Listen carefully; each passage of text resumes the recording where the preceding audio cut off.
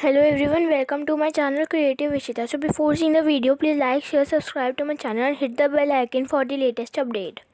So in this video we will do air expands on heating. तो हमने part 1 में पूरा कवर कर लिया था। हमने एयर एग्जॉस्ट प्रेशर भी कंप्लीट कर लिया था। High speed winds are accompanied by reduced air pressure भी, ठीक है। एयर एक्सपैंड्स ऑन हीटिंग हम अभी करेंगे, ठीक है। तो ये जो पार्ट 1 है, और भी बहुत सारे पार्ट है स्टार्टिंग के 1 2 3 4 5 6 7, वो मैं आपको डिस्क्रिप्शन में प्रोवाइड कर दूँगी, ठीक है। तो अभी हम ये करते हैं activity 8.5 air expands on heating, ठीक है। तो आपको एक बॉइलिंग टेस्ट ट्यूब लेनी है। बलून को स्ट्रेच कर दो, बलून को स्ट्रेच कर दो टाइटली नेक से, ट्यूब की नेक से। और आप टेप भी ले सकते हो टाइट बनाने के लिए, और उसमें गर्म पानी डालो बीकर में, और उसमें इंसर्ट करो बॉइलिंग ट्यूब बैलून से हॉट वाटर में, और उसको ऑब्जर्व करो 2-3 मिनट के लिए कि चेंज आते हैं शेप में बैलून की। टेस्ट ट्यूब लो, तब उसको कूल डाउन होने दो जब रूम टेम्परेचर तक, और फिर ठंडा पानी लो दूसरे बीकर में, और उसमें टेस्ट ट्यूब प्लेस कर दो बलून को कोल्ड वाटर में 2-3 मिनट्स के लिए। अब ऑब्जर्व करो कि बैलून की शेप में। तो अब थिंक करो और आंसर को ट्राई करो। What makes the balloon inflated when boiling tube placed in hot? तो बैलून को क्या वो करता है कि इन्फ्लेटेड, मतलब कि बैलून को इन्फ्लेटेड कौन बनाता है? जब टेस्ट ट्यूब जो होती है ना, बॉइलिंग टेस्ट ट्यूब, वो हॉट वाटर में होती है। तो आप इन सारे क्वेश्चंस के आंसर आप मेरे को कमेंट में दे सकते हो। क्यों?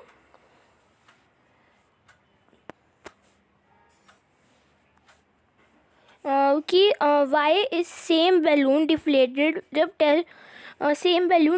क्यों होता है जब टेस्ट ट्यूब ठंडे पानी में रहती है? तो क्या हम इन्फर कर सकते हैं फर्स्ट ऑब्जर्वेशन को, जो कि एयर एक्सपैंड होती है हीटिंग में। और अब आप स्टेट करो कि क्या होता है एयर में जब बॉइलिंग वाटर जो है ना ठंडा हो जाता है, ठीक है। तो ये जो नेक्स्ट एक्टिविटी है ना, वो बहुत ही इंटरेस्टिंग है, और वो आपको अंडरस्टैंड बना देगी जब आप हॉट एयर के बारे में करोगे, ठीक है। अब हम करते हैं एक्टिविटी 8.6, ठीक है। तो आपको दो पेपर बैग लेने हैं, या फिर या फिर आप एम्प्टी पेपर कप्स भी ले सकते हो, दोनों सेम साइज़ के। और दोनों बैग्स को इन्वर्टेड पोजीशन में कर दो, दोनों एंड से मेटल और वुडन स्टिक से। और उसमें आप टाई कर दो पीस ऑफ थ्रेड बीच में, स्टिक के बीच में। होल्ड करो स्टिक को थ्रेड से बैलेंस में, और फिर एक बर्निंग कैंडल लगा दो, ठीक है। बर्निंग कैंडल लगा दो, ठीक है, इन दोनों बैग्स के ऊपर, जो कि फिगर में आपको दिखा रखा है। और फिर ऑब्जर्व करो कि क्या होता है जब बैलेंस होता है ना, बैग का डिस्टर्ब हो रहा है। देखो ये दे रखी है आपको, ठीक है, ये फिगर है, ठीक है। तो क्या ये एक्टिविटी हमको इंडिकेट करती है कि एयर राइजेज अप? तो जैसे कि वार्म एयर राइजेज अप होती है, वो पुश कर रही है बैग को अबव द कैंडल से ऊपर, ठीक है। तो ये जो डिस्टर्बेंस होता है ना बैलेंस का, वो हमको ये सजेस्ट करता है कि जो वार्म एयर है ना, वो लाइटर होती है कोल्ड एयर से। तो अब आप ये एक्सप्लेन कर सकते हो कि जो स्मोक होती है ना, वो राइजेज अप क्यों होती है? इसलिए क्योंकि वार्म एयर लाइटर होती है किससे? कोल्ड एयर से। और ये इम्पॉर्टेंट होती है हमको रिमेंबर करना कि जो हीटिंग है ना, वो हीटिंग करने से एयर एक्सपैंड होती है और ऑक्यूपाई करती है वो ज़्यादा जगह है। जब when same time occupies more space it become light, जब सेम टाइम पे ज़्यादा स्पेस ऑक्यूपाई होती है ना तो फिर वो लाइटर हो जाता है। और ये जो वार्म एयर है ना तभी लाइटर होती है कोल्ड एयर से, तभी यही रीज़न है कि जो स्मोक है ना वो ऊपर जाती है। नेचर में अगर आप देखो कि बहुत सारी सिचुएशंस ऐसी होती है जो कि वार्म एयर राइजेज होती है उस जगह पे, तो ये जो एयर प्रेशर है ना उस जगह का वो कम हो जाता है, और ये जो कोल्ड एयर है ना सराउंडिंग की वो रश हो जाती है उस जगह को फिल करने के लिए। जैसे कि मतलब कि इस जगह पर वार्म एयर राइज हो गई, ठीक है, इधर से कोल्ड एयर आ रही है, जैसी वो राइज हो गई तो फिर वो अपनी यहाँ पे जगह ले लेती है, ठीक है। तो आपने ये सेट करता है कन्वेक्शन इन एयर, तो आपने ये पढ़ा ही होगा चैप्टर 4 में, मैं लिंक आपको डिस्क्रिप्शन बॉक्स में प्रोवाइड कर दूँगी, ठीक है। जो विंड करंट्स होते हैं ना वो जनरेटेड होते हैं अनइवन हीटिंग पे अर्थ पे।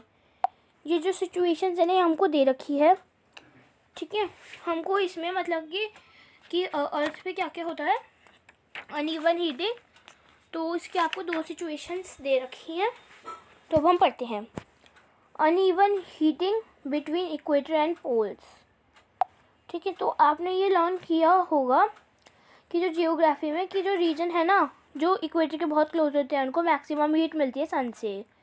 ये जो एयर है ना इन रीजन्स में वो गर्म हो जाते हैं, तो ये जो गर्म हवा है ना वो राइजेज अप हो जाती है, और जो कूलर हवा है ना रीजन की 0 to 30 डिग्री लैटिट्यूड वो बेल्ट होता है इधर साइड में, ठीक है, इक्वेटर के, और मूव्स इन, और फिर वो मूव्स हो जाते हैं अंदर। तो ये जो विंड्स है ना जो ब्लो होती है नॉर्थ और साउथ पोल से इक्वेटर तक, तो ये जो पोल्स है ना एयर उससे कोल्डर होता है लैटिट्यूड से 60 डिग्रीज, तो ये जो वार्म एयर है ना लैटिट्यूड की वो राइजेज अप हो जाती है कोल्ड विंड से पोलर रीजन से, ठीक है, और वो रश हो जाती है अपनी जगह लेने के लिए। तो तभी विंड जो है ना वो सर्कुलेट होती है इस सेटअप में पोल्स टू वार्मर लैटिट्यूड, जैसे कि फिगर 8.8 में शो किया हुआ है, देखो ये फिगर, ठीक है। ये विंड का पैटर्न है जो कि अनइवन हीटिंग होती है अर्थ पे, ठीक है। तो हमने ये अब पढ़ लेते हैं। जो विंड होती है ना वो फ्लोन होती है नॉर्थ साउथ डायरेक्शन में, नॉर्थ टू साउथ में, और फ्रॉम साउथ टू नॉर्थ, ठीक है। तो ये जो चेंज है ना डायरेक्शन का वो कॉज तभी होता है जब अर्थ रोटेट करती है। तो अब हम नेक्स्ट पढ़ते हैं, next uneven heating of land और वाटर, ठीक है। तो आपने ये देखा होगा कि सी ब्रीज और लैंड ब्रीज चैप्टर 4 में समर जो है ना इक्वेटर के पास लैंड की वो जल्दी गर्म हो जाती है, और जो मोस्ट है ना टेम्परेचर लैंड का वो हाइयर हो जाता है देन जो वाटर है ना ओशंस में। तो ये जो एयर है ना लैंड के वहाँ पे वो हीटेड हो जाती है, राइजेज हो जाती है, तो ये हमको कॉज करता है विंड का फ्लो करने का इस ओशन से लैंड तक, तो इनको हम मॉनसून विंड्स कहते हैं। ये जो वर्ड मॉनसून है ना ये एक अरेबिक वर्ड होता है, मौसम वहाँ से आता है जिसका मतलब होता है सीज़न। विंटर में आपने देखा होगा कि विंड की जो डायरेक्शन है ना वो रिवर्स फ्लो करती है, वो लैंड से ओशन तक करती है। तो ये जो विंड है ना ओशन से वो वाटर को कैरी करती है जो कि रेन लाता है, तो ये भी एक पार्ट होता है वाटर साइकिल का। और ये जो मानसून विंड्स है ना ये वाटर को कैरी करती है और रेन को भी। ये जो क्लाउड्स है ना ये रेन लाता है और हमें हैप्पीनेस देता है। ये जो फार्मर्स है ना हमारी कंट्रीज़ में वो सारे रेन के ऊपर डिपेंडेंट होते हैं क्योंकि उनकी फसलें उगती है। तो इसमें बहुत सारे फोक सॉन्ग्स रहते हैं, तो फिर आप सिंग करो और इन्जॉय करो और उनको कमेंट में लिखो कि कौन कौन से आपको आते हैं। ये देखो एक तो ये वाला भी हो गया, roaring clouds across the sky tell us that monsoon's here. Dark and floating clouds then pour, raindrops everywhere. Clouds making lightning flash overhead and irrigate fields with rain. Clouds make earth its fragrance spread when wet with drops of rain. Rising from the ocean vast, clouds fill up with rain. Rain to ocean back to last to mingle with ocean again. तो ये भी एक song ही है, ठीक है। तो ये जो है ना, हमेशा ये इसमें हैप्पी एंडिंग नहीं होती। जो रेन्स है ना, कभी कभी प्रॉब्लम भी क्रिएट कर सकती है। तो आप प्रॉब्लम्स मेरे को कमेंट में ज़रूर बताइएगा। तो आप डिस्कस कर सकते हैं इनके कॉजेज और सोल्यूशन इस प्रॉब्लम के टीचर्स और पेरेंट्स के साथ। तो नेचर में आपने देखा होगा कि जो सर्टेन सिचुएशंस ऐसी होती है जो कि कभी कभार disaster pose threat to humans, animals और प्लांट की लाइफ पे कर सकती है, ठीक है। तो अब हम स्टडी करते हैं 2 सिचुएशंस के बारे में, थंडरस्टॉर्म और साइक्लोन, ठीक है। ये जो है ना थंडरस्टॉर्म और साइक्लोन, ये हम ना पार्ट 3 में करेंगे क्योंकि नहीं तो बहुत ज़्यादा लेंथी हो जाएगा, ठीक है। अगर आपने मेरे चैनल को अभी तक सब्सक्राइब नहीं किया है तो प्लीज़ कर देना, बेल आइकन भी दबा देना और इस वीडियो को लाइक भी कर देना। Bye bye.